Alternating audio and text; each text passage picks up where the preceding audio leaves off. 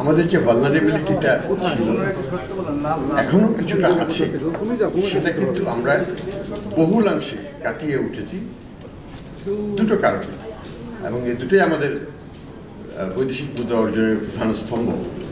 সেটার একটা হচ্ছে রেমিটেন্স, আর একটা হচ্ছে শতপ্রতিকূলতা সত্ত্বেও, রাজনৈতিক অস্থিরতা সত্ত্বেও আপনারা জানেন যে আমাদের রেমিটেন্সের প্রবাহ সর্বকালীন সময়ের সবচেয়ে বেশি।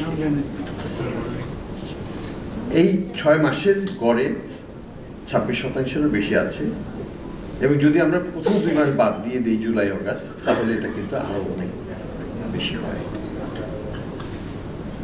এই 6 মাসে আমরা ডিসপাইট জুলাই অগাস্টের ঘটনা প্রবাহ বাদ দিয়েও আমাদের রেমিটেন্স নেট বৃদ্ধি হয়েছে $3 বিলিয়ন, যেটা একটা বড় একটা অবদান রেখেছে।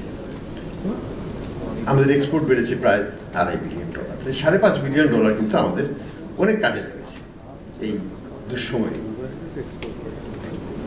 এটা আমাদেরকে কি করতে দিয়েছে? এটা আমাদেরকে যেটা হয়েছে, আমাদের ব্যালেন্স অফ পেমেন্টের যে ঘাটতিটা ছিল, সেই ঘাটতিটা কারেন্ট অ্যাকাউন্টে যেটাকে বলি আমরা, সেই ঘাটতিটা কিন্তু এখন এটা ছিল $3-4 বিলিয়ন এই 6 মাসে, কিন্তু অন্যান্য বছর, এই বছর এটা $200 মিলিয়ন নেমে আসছে, অর্থাৎ নাই, এটা কিছু না। $200 মিলিয়ন $300 মিলিয়ন ঘাটতি কম্পেয়ার টু $3-4-6 বিলিয়ন $5 বিলিয়ন ঘাটতি।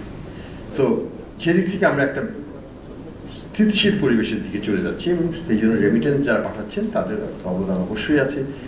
এটা কিন্তু এমন নামে কোনো ম্যাজিক নয় যে রেমিটেন্স তারা বেশি পাঠাচ্ছেন।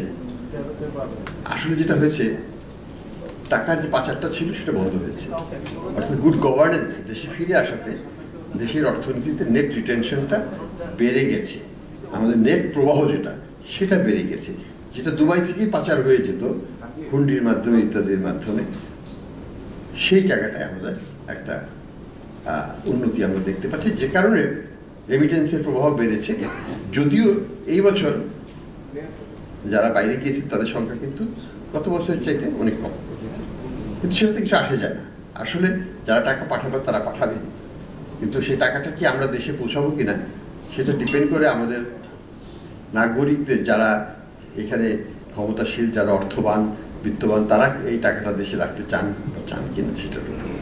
কাজেই আমি মনে করি যে গুড গভর্নেন্স হওয়াতে দুর্নীতি কিছুটা কমে যাওয়ার কারণে আজকে আমাদের এই রেমিটেন্সের প্রভাবটা বেড়েছে।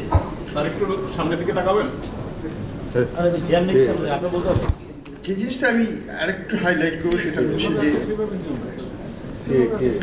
আমাদের যে পলিসিগুলো আছে সেখানে কিন্তু আমরা মোটামুটিভাবে কোনো বড় রকমের কোনো বৃদ্ধি না করলেও আমরা কিন্তু এখানে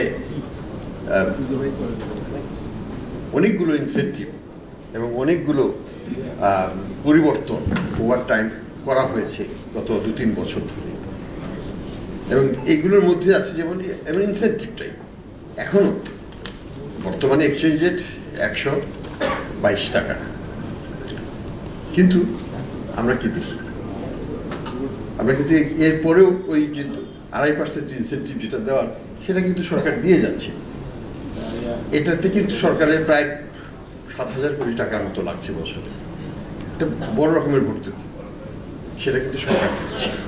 এই ফাইন্যান্সিয়াল ট্রাবলের মধ্যেও সরকার কিন্তু এটাকে হস্তক্ষেপ করে নাই।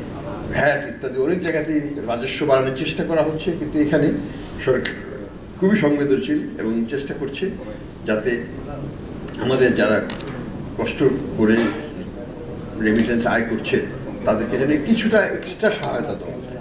এটা এমন কোনো বড় সহায়তা নয়, কারণ 84 থেকে 122-এ এসছে, অলরেডি বিশালভাবে উপকৃত যারা রেমিটেন্স পাঠাচ্ছে।